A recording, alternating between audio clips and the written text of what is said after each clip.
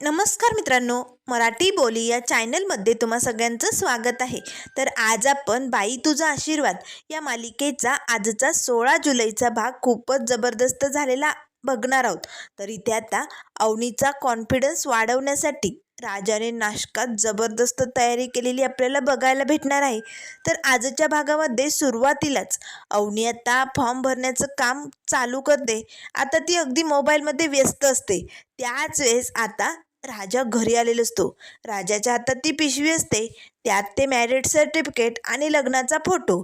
आता राजा मनाशीच म्हणू लागतो, मॅडमची नजर मोबाईलमध्ये, त्यांचं आजूबाजूला लक्ष नाही आहे. त्या व्यस्त आहे तोपर्यंत मला हे सर्टिफिकेट लपवावं लागेल, ते पण अशा ठिकाणी ठेवावं लागेल ज्या ठिकाणी कोणीच पोचणार नाही. असे म्हणत आता राजा दबक्या पावलांनी घरात येतो.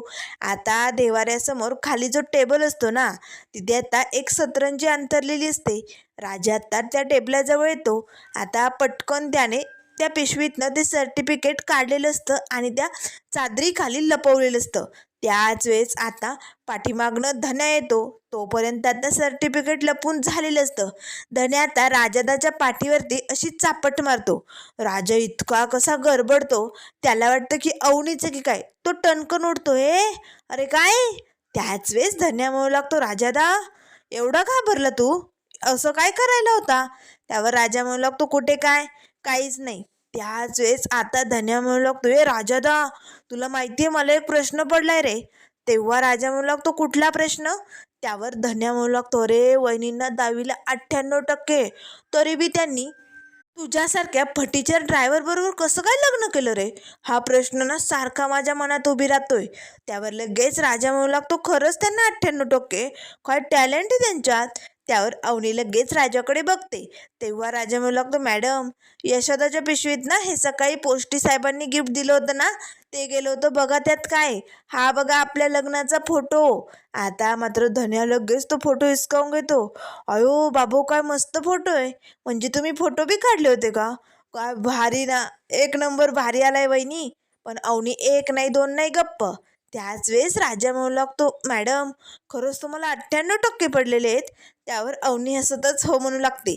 त्यावर लगेच धन्या म्हणू लागतो, बरोबर चला वहिनी, एका गुणवंत विद्यार्थ्याने आम्हाला कॉलेजला बोलावलंय, आम्हाला निघावं लागेल, मी जातो. त्यावर लगेच आता राजा म्हणू लागतो, जा जा अभ्यास कर. आता राजा लगेच अवनीजवळ येतो. मॅडम झाला फॉर्म भरून. त्यावर अवनी म्हणू लागते, हो खूप सारे फॉर्म भरले.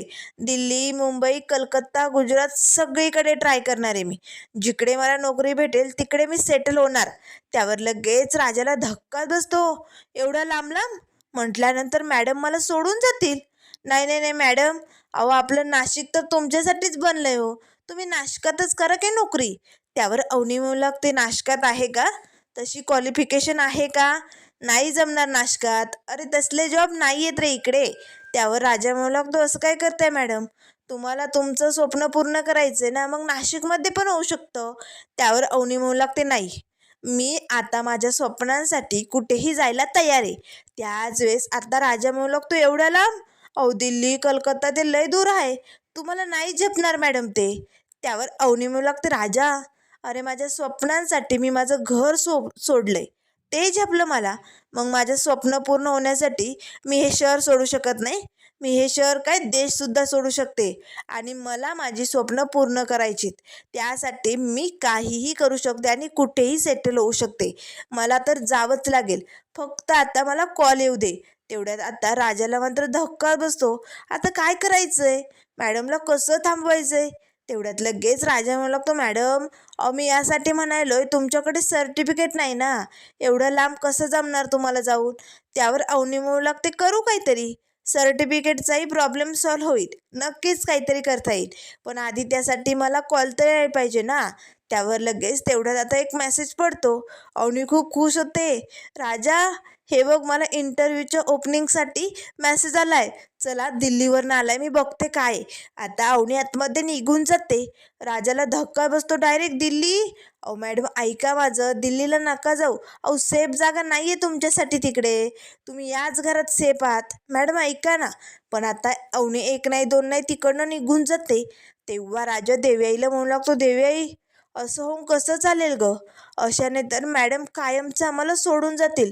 नाही नाही नाही, देवयाई, तू असं काहीतरी कर की त्यांचं हे करिअर, त्यांचं हे स्वप्न या नाशकातच पूर्ण व्हायला पाहिजे. अगं, त्यांना घर बांधायचंय, मोठं आर्किटेक्ट व्हायचंय ना. मग त्यांच्या स्वप्नातलं घर तर इकडेच फुललं पाहिजे की नाही? देवयाई, काहीतरी करावं लागेल हा. असे म्हणताच आता राजाच्या डोक्यात एक भन्नाट आयडिया सुटते. आता लगेच तो बाहेर येतो. बाहेर येताच आता नमीला कॉल करू लागतो. तर आता इकडे नमी आपल्या घरात बसली असते, तिची मम्मी तिकडेच काहीतरी काम करत असते. तेवढ्यात राजाचा फोन आलेला बघताच नमी इकडे तिकडे बघते, तर अंगणातच तिला राजा दिसतो. आता नमी घाईघाईतच बाहेर येते आणि ओरडतच राजाला म्हणू लागते, ए, इनकमिंग कॉल फ्री असतात म्हणून तू काही सारखा घरनं मला फोन करणार आहे का? कशाला फोन करायलाय? मी दिसत नाही का तुला इथे अंगणात? त्यावर राजा म्हणू लागतो, अगं, तिकडे आलो असतो ना तुझ्याशी बोलायला, तर तुझी ती मम्मी हात धुवून मागे लागली असती, म्हणून तर फोन करून बोलायलोय. त्यावर लगेच नमी म्हणू लागते, पॉईंट या, बोल, कशासाठी फोन केलाय? काय काम आहे नकट्या तुझं? त्यावर राजा म्हणू लागतो, नमे, मला आजचा पेपर हवाय ग, देशील का प्लीज? त्यावर नमीने म्हणू लागते, ए, भेटणार नाहीये, तुला कशाला हवाय पेपर? तुला पेपर वाचायची एवढी हौस आली का? अरे तुझे ते मर्डर आट्यांची पुस्तकं वाच की. त्यावर राजा म्हणू लागतो, नमे, नमे, सांगितलं ना मला पेपर हवाय. तेव्हा नमी म्हणू लागते, चल जा, नाही देणार. त्यावर राजा म्हणू लागतो, नमी, अगं असं काय करते? पेपरात यशदाचं नाव आलंय, ते बघायचंय मला. त्यावर नमी लय खुश होते. यशाचं नाव आलंय पेपरात? मला माहितीच होतं, एक ना एक दिवस माझा यशा नक्की मोठा होणार आणि खूप खूप नाव कमवणार. आल्या लगेच आले. नमी धावतच आतमध्ये येते. मम्मी, मम्मी, आजचा पेपर कुठे? त्यावर सुली म्हणू लागते, कशाला हवाय तुला? तेव्हा नमी म्हणू लागते, मला ना नखं काढायचीत, त्यासाठी हवाय. त्यावर सुली म्हणू लागते, नमे, अगं, नखं काढण्यासाठी नवीन पेपर खराब करतेस का? नको नको, जुना घेऊन जा. त्यावर नमी आता नवीन पेपर घेते आजचा. अगं मम्मी, मला हाच हवाय, ताज्या पेपरवरच मला नखं काढायला आवडतं. जात्या, असे म्हणत आता नमी पेपर घेऊन धावतच बाहेर येते. ए राजा, कुठे यशाचं नाव? दाखव ना राजा, दाखव ना पटकन. राजा पटकन आता लगेच पुढे येतो, नमीच्या हातनं पेपर घेतो, उघडतो. हे बघ, कष्टाने मेहनत केली, हात चालवले तर यशाचा मार्ग नक्की सापडतो. बघ, आहे की नाही यशाचं नाव? त्यावर लगेच आता नमी म्हणू लागते, ए, मला बिंडोक समजतो का तू? ते काही यशाचं नाव आहे का? बिंडोक नाही तर. हे बघ राजा, आज तुम्हाला फसू शकतो, पण पुन्हा मी तुला तशी संधी देणार नाहीये. चल, ठेव तुझ्याकडे. असे म्हणत आता नमी तिकडनं निघून जाते. राजा धावतच आतमध्ये येतो. आता यावरती नोकरीच्या जाहिराती कुठल्या पेजवर येते? ते पेज आता राजाने काढलेलं असतं. आता मला पेन आणावा लागेल. राजा तो पेपर आता तिथे अण्णांच्या पलंगावरती ठेवतो. आता राजा पेन शोधत असतानाच तेवढ्यात अण्णा येतात. अण्णांनी मस्त आता आपली पार्टी साजरी करण्यासाठी चकना आणलेला असतो, म्हणजे फुटाणे. आता अण्णा तिथे पलंगावरती बसतात आणि सगळ्या त्या फुटाण्याच्या पुड्या फोडतात आणि त्या पेपरवरती टाकत असतात. तेवढ्यात राजाचं लक्ष अण्णांकडे जातं. अण्णा, अहो, काय करायले तुम्ही? अहो अण्णा, तो पेपर ताजा याचा मला हवाय, माझा पेपर तुम्ही असा खराब कसा करू शकता? अण्णा, द्या इकडे. त्यावर अण्णा म्हणू लागतं, दे, तुझा पेपर असेल पण माझा चकना आहे, त्यामुळे मी नाही देणार. त्यावर लगेच राजा म्हणू लागतो, अण्णा, तो पेपर मी आणलाय हा, तुम्ही असं नाही करू शकत. त्यावर अण्णा म्हणू लागतो, दे, मी कसं आणि काय करू शकतो ना हे तुला माहिती नाहीये. बाप आहे मी तुझं, एवढं लक्षात ठेव. आता दोघांमध्ये अरे कारे तिथेच चालू झालेले असतात. तेवढ्यात लगेच दोघांचा आवाज येताच अवनी धावतच बाहेर येते. काय चालू आहे? कशाला भांडताय तुम्ही दोघे? तेव्हा लगेच आता राजा म्हणू लागतो, माझा पेपर खराब केलाय, मी नवीन पेपर आणला होता. त्यावर लगेच अण्णा म्हणू लागतो, सुनबाई, मग मी पण आत्ताच चकना आणला होता, याचा काय अधिकार आहे माझा चकना खाली पाडून पेपर घेण्याचा? त्यावर लगेच आता अवनी म्हणू लागते, राजा, अरे राहू दे ना पेपर. तेव्हा राजा म्हणू लागतो, मॅडम, अहो, त्या पेपरमध्ये ना तुमच्यासाठी सरप्राईज आहे. तेव्हा लगेच अण्णा म्हणू लागतो, सुनबाईसाठी सरप्राईज? काय आहे? मग मी चकना काढून घेऊ का? अवनी आता पटकन किचनमधनं प्लेट घेऊन येते. अण्णाने तो चकना आता प्लेटीत काढलेला असतो. त्यावर लगेच अवनी आतमध्ये जाताच अण्णा विचारू लागतात, हे, अरे काय सरप्राईज आहे, मला सांग की. त्यावर लगेच राजा म्हणू लागतो, तुमच्यासाठी नाही येते, तुमच्या सुनबाईसाठी आहे ना, मग तुम्हाला कशाला सांगायचं, तुम्ही जा तुमचा चकना घेऊन. अण्णा लगेच आता सुनबाईकडे बघतात. थँक्यू सुनबाई, व्हेरी मच असे म्हणत आता अण्णा तिकडनं निघून जातात. त्याच वेळेस राजा तो पेपर हातात घेतो, त्याची घडी घालतो. तेव्हा अवनी म्हणू लागते, माझ्यासाठी काय सरप्राईज आहे राजा त्यात, दाखव ना पटकन. आता राजा मुद्दामून इकडनं तिकडनं पेपर लपवू लागतो. नाही नाही देणार मी. अवनी घेण्याचा प्रयत्न करत असते. तेव्हा राजा म्हणू लागतो, आत्ता मी तुम्हाला देणारच नाही. त्यावर अवनी म्हणू लागते, ठीक आहे, मला एकदा जॉब भेटला ना की मी दुसरीकडे शिफ्ट होईल, हे घर सोडून जाईल. त्या आधीच सांगितलं म्हणजे बरं पडेल. आता अवनी तिकडनं निघून जाते. राजा आता लगेच त्या पेपरवरती ज्या काही नोकरीच्या जाहिरात असतात ना, त्यांना अशी आळी करू लागतो, जेणेकरून मॅडमला जो कुठला जॉब आवडेल तो त्या नक्कीच करू शकतील आणि इकडेच नाशिकमध्ये राहतील. असे म्हणत आता राजा लगेच एकटक त्या जाहिरातींकडे बघू लागतो. तर त्यानंतर आता इकडे पायलीला पानू म्हणू लागतो, ओ मॅडम, तुम्ही या चहावाल्याला कसा ओळखता? तुमचा आणि त्याचा काय नातं आहे? तुमचा काही संबंध आहे का त्याच्याशी? त्यावर लगेच पायली म्हणू लागते, no. Dhanpal mister Dangat, no. हे बघा, आपल्याला लोन हवंय ना, bank of loan channel subscribe असं आता ती नको नको ते मध्येच काहीतरी इंग्लिश फाडत असते. त्याच वेळेस आता संभ्या म्हणू लागतो, मॅडम अहो कसलं इंग्लिश फाडफाड बोलता हो तुम्ही, लय भारी जमतं. त्यावर लगेच पानू म्हणू लागतो, मग मॅडम शिकलेले आहेत ना. त्याच वेळेस आता लगेच चहावाले काका म्हणू लागतात, हो ना मॅडमची ना आपली बी लय ओळख झाली. पाण्यात हे तुमच्यामुळेच झालंय. पाण्याला धक्का बसतो काय? आमच्यामुळे? तुमची आणि यांची कशी ओळख झाली? मी तर पहिल्यांदाच भेटतोय ना यांना. त्यावर लगेच ते काका म्हणू लागतात, म्हणजे पाण्यादा तुम्ही मॅडमला ओळखलं नाही? अहो त्या आत्ताच गेटअप करून इकडे आल्या की. त्यावर लगेच पाहिलेला धक्का बसतो. अरे बाबा गप ना. संभ्या म्हणू लागतो, मॅडम कुठल्या मॅडम? आम्ही नाही ओळखत त्यांना. त्यावर लगेच आता पायली म्हणू लागते, जरा वेट वेट करा. हे बघा मिस्टर धनराज दांगट, तुम्हाला लोन हवंय ना, तुम्ही त्यांच्याकडे लक्ष देऊ नका, या इकडे बसा. त्याच वेळेस पाण्याने आता लगेच या पायलीला ओळखलेलं असतं. तेव्हा लगेच पाण्या म्हणू लागतो, संभ्या या मॅडम कोण आहेत तू ओळखलं? त्यावर लगेच आता पायली मात्र पानूकडे बघते. तेव्हा पानू म्हणू लागतो, ए चल काढ काढ, तू मास्क काढून टाक. कळलं तू कोण आहे ना, ते मला चांगलंच कळलंय. त्याच वेळेस पायली म्हणू लागते, काढू? खरंच काढू? आता पायलीने तोंडाचा मास्क काढलेला असतो. आता पाण्याला मात्र राग येतो. पाहिले पाहिले तुम्हाला फसवायली, आता मी तुझा जीवच घेणार आहे, सोडणार नाहीये. आता लगेच टेबलवरती जे काही असतं ते आता हा पानू उचलतो, पायलीला मारायला जाणार. तेच पायली ओरडते, वाचवा, ए आंब्या आंब्या वाचव. त्यावर संब्या लगेच आता पाण्यादाला पकडतो. तेव्हा आता पायलीमध्येच ते आंब्या सोडू नको त्याला. त्यावर संब्या म्हणू लागतो, हो मॅडम अहो आंब्या नाव नाही माझं, संब्या नाव आहे. त्यावर पायली म्हणू लागते, आंब्या संब्या कोण असेल तो जाऊ दे तिकडे, पण मला मारू नको, नाहीतर तुमच्या दोघांवरती केस करेन, गुन्हा दाखल करेल, मग बसा जेलमध्ये सडत. त्यावर संब्या म्हणू लागतो, पाण्यादा शांत व्हा, मला जेलमध्ये नाही जायचं पाण्यादा, अजून माझं लगीन व्हायचं बाकी आहे. त्यावर लगेच आता पायली तिचं साहित्य घेते आणि तिकडनं पळ काढून आता निघून जाते. पानू मात्र भडकतो. तेव्हा लगेच आता ते चहावाले काका म्हणू लागतात, हवाय का चहा? तेव्हा पाण्या म्हणू लागते, ए बाबा जा ना, आधीच डोसकं गरम झालंय, जा. या पायलीला ना सोडणार नाहीये, फसवणुकीचा ना गुन्हाच दाखल करणार हिच्यामध्ये, नाही हिला जेलात पाठवलं ना नावाचा पाण्या नाही. असे म्हणत पाण्या मात्र लय भडकलेलो असतो, कारण एवढी संधी लोन भेटणार म्हणून त्याने तयारी केलेली असते.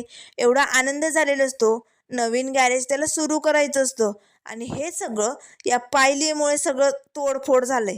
फसवले मला तिने, फसवणुकीचा गुन्हाच दाखल करतो. असे म्हणत आता संब्या पाण्याची समजूत काढू लागतो. तर त्यानंतर इकडे आता संध्याकाळची वेळ झालेली असते. अवनी आता देवयाई समोर येते. हात जोडतच देवयाईला म्हणू लागते, देवयाई काहीतरी मार्ग दाखव ग, मला कुठनं तरी जॉबचा कॉल येऊ दे, नाहीतर इंटर्नशिपसाठी जरी कॉल आला तरी चालेल, नाही म्हणजे थोडीशी सुरुवात होईल, मग कुठेतरी मी पुढे पुढे जाऊ शकते ना. देवयाई प्लीज एवढं करशील माझ्यासाठी? तेवढ्या दरवाज्यात राजा येतो, तथास्तू असे म्हणताच अवनी राजाकडे बघते. तेव्हा राजा म्हणू लागतो, मॅडम तुम्ही दिल्लीला मुंबईला कुठेच जायची गरज नाही आहे तुम्हाला. अहो नाशकात तुमच्यासाठी खूप जॉब शोधलेत मी. हे बघा. आता लगेच राजा तो पेपर अवनीला दाखवू लागतो. हे बा इकडे जॉब आहे, तिकडे जॉब आहे आणि इकडे तर रिसेप्शनचा आहे. त्यावर लगेच आता अवनी म्हणू लागते, राजा मी असले जॉब करू का? अरे माझं शिक्षण काय, तुम्हाला जॉब कुठले सांगतोय? हे बघ, मला घरं बांधायचीत की नाही, मी मोठी आर्किटेक्चर आहे की नाही, मग मला तीच कामं करावी लागतील, तोच जॉब करावा लागेल. राजा, असं कुठलंही काम मी का करू? हे बघ, मला आर्किटेक्ट व्हायचंय, मोठी घरं उभी करायची आणि मी तर तोच जॉब करणार. त्यामुळे तो जॉब मला इकडे नाही भेटू शकत. तो तर दिल्ली, मुंबई याच ठिकाणी असू शकतो.